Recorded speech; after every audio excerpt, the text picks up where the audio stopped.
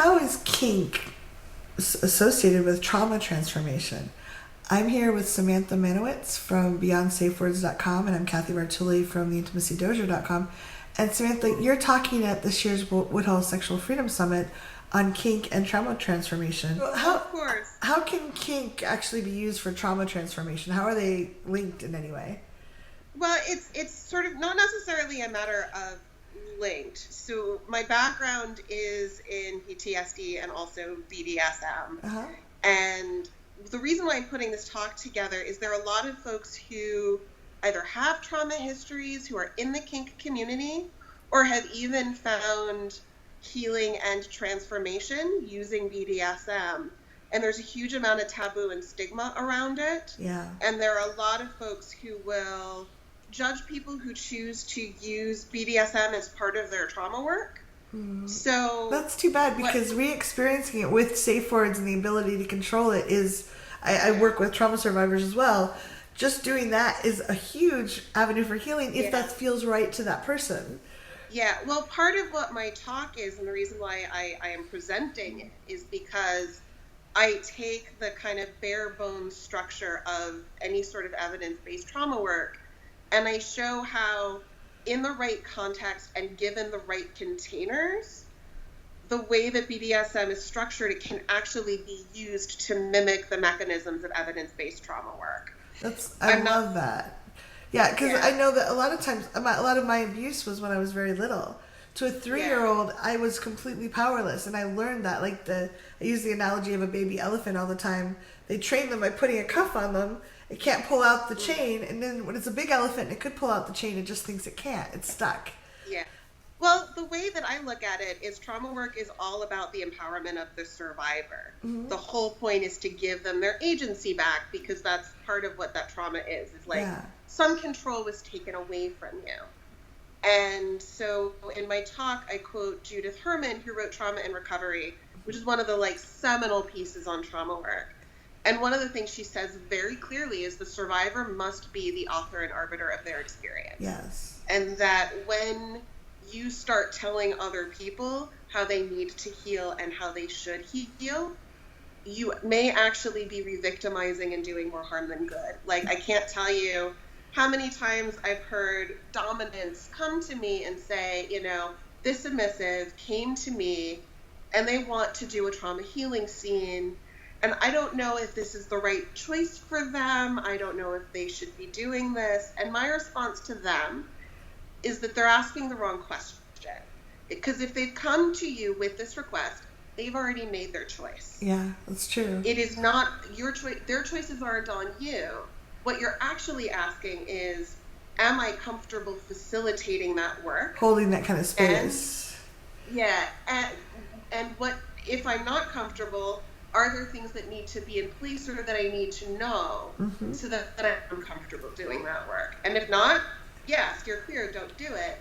But don't tell other people how to own their trauma.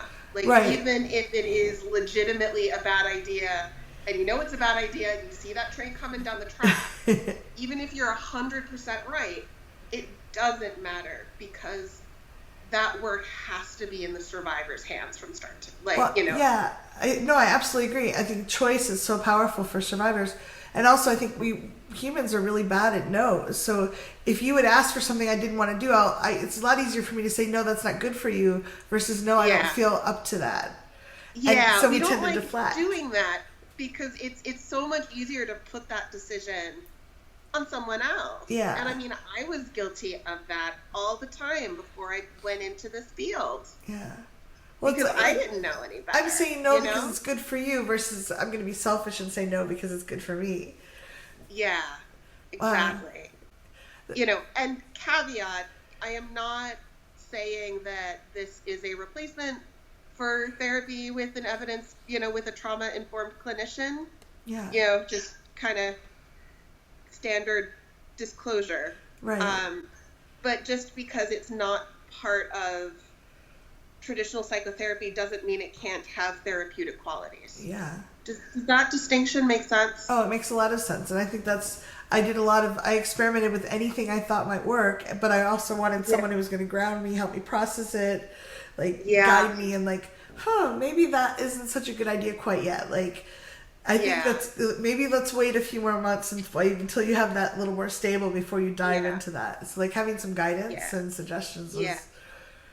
The other thing that I've noticed, this is a little bit tangential to my talk, but I have a number of friends who are in the scene with trauma histories. I mean, the thing is that the trauma is so prevalent just in the general population. Yeah. It can't not bleed into these communities. Right. It can't. If you want to just wait for people that aren't traumatized, there's going to be like 3 people in the room and they're probably in denial. Yeah, I know. There was a point that I was going to make that has completely slid out of my brain. It's totally fine. But when I work with trauma survivors who are interested in doing this, I mean, I obviously can't create that kinky container because I like my job and want to keep my license so I can keep doing my job. Yeah. It's a thing. Yeah.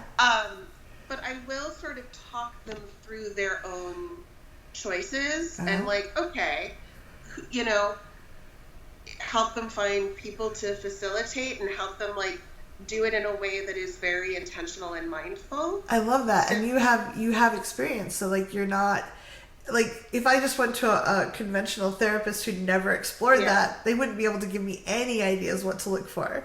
I love this topic. I love that you're talking about this. I think that there's so many ways that can be really healing and helpful, and a lot of ways it can be really damaging if people aren't finding safe people, not setting up good containers, not explaining where they're coming from. Because I know that I've talked to some people like, I want to work this out, but I'm not going to tell the person I'm playing with that I have a trauma background. I'm like, bad idea. Well, here's the thing is that when it goes wrong, like, it's not just you're putting at risk, it's the person you're facilitating. Well, if you care about somebody, you're trying to be gentle and something weird happens, like it can be traumatizing. It's not consensual if you don't tell the other person what's going on. Yeah. So, and also, like, if shit hits the fan or if something happens, they need to know so they know what to do in terms of aftercare. Mm-hmm. Because if something goes wrong, you need that aftercare. Absolutely. To like do the repair for the container, and also you need aftercare the way that you sort of, I think of it as like the corpse pose or shavasana in yoga, and how some instructors will say that that's actually the most important part of the sequence, because you sort of need that debrief to kind of integrate that all into your system, and actually the mechanisms of trauma work kind of same way mimic that naturally, with the exception of internal family systems, which is a different modality. But that's outside the scope of what we're talking about, if that makes sense. Yeah. I love that you're talking about this. I think it could give a lot of people ideas and doorways and clarity, like, oh, that sounds great, or no, that's not for me. Just having that clarity is really powerful. Absolutely. Why is Woodhull? Why did you choose Woodhull as your venue for sharing this? I mean, I love the Woodhull event. I've been 2 years now. The first year I presented, I just a little digression for a story. My very first Woodhull, my very first presentation, Nina Hartley introduced me, and I am like such a Nina Hartley fangirl, and she's sitting in the front row the entire talk. I'm like, oh my god, no pressure. And at one point she was like, you're great. And I'm like, can you say that into my phone? Yeah, I want to record that. Like, listen to it as I go to sleep. Like, because Nina Hartley thinks I'm great. That's wonderful. She probably doesn't remember because, she's Nina Hartley. But it felt really good to me. Oh, look, congratulations. Yeah. I love the energy and the warmth there. And I feel like a lot of times, a lot of us are doing this work alone, or in we have our office, or we're working in our community, and we may be one of the leaders in the community. We don't have a lot of peers that are always around us, and just getting some time. And I think that's what I love about Woodhull specifically is it is one of the better events that really does a good job of balancing like community and professional and educator and therapist, and sort of academic with playful and less academic, in a way that you don't really see, and that's very, very rare. Yeah. You know, and I think that I have really come to value that space. And I couldn't go. I was very sad. So Yeah. it really is an honor and a privilege to be a presenter at Woodhull. Like, Well, yeah, and I heard competition was really tough this year, so congratulations. I'm among an illustrious group. Yes. Which doesn't kick up my imposter syndrome at all. No, not at all.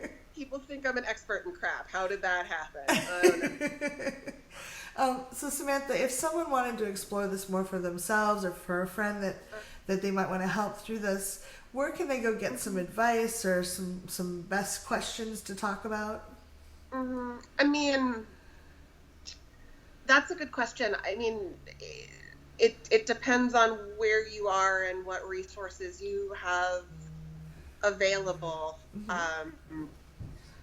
My website is Beyond Safe Words. This is something that I write about. I know, is Ida Mandalay presenting this year? Yes, they are.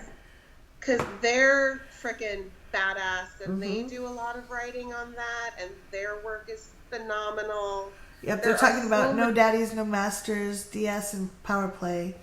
Yeah, but they also do a lot of great work on like trauma and trauma healing and transformative justice work. Wonderful. There's so many other folks in our community that do very cool work and deal with it from other angles. Yeah. In terms of specifically kink and trauma, unfortunately, there really isn't much. Yeah. And it's a matter of finding people who you trust to share that with. If it is through shamanic work or through a therapist who is kink aware / kink knowledgeable, or finding a friend who you trust. Right. You know, like there's somebody who I know who had some friends who he had played with and was like, hey, I really trust you. I had some really violent, experience growing up in my family, and could we do this flogging scene? This is going to be me working out my stuff, and then just love on me afterwards. Oh. And last I checked, they still are BFFs and still hang out. I love that. That's just so great, you know? Well, Samantha, thank you so much for taking the time. I know you're on the road, and it's my pleasure. Yeah. Always happy to talk. If you're watching this and you have questions or comments, please leave them below. We'll do our best to get back to you. All right. Thank you so much.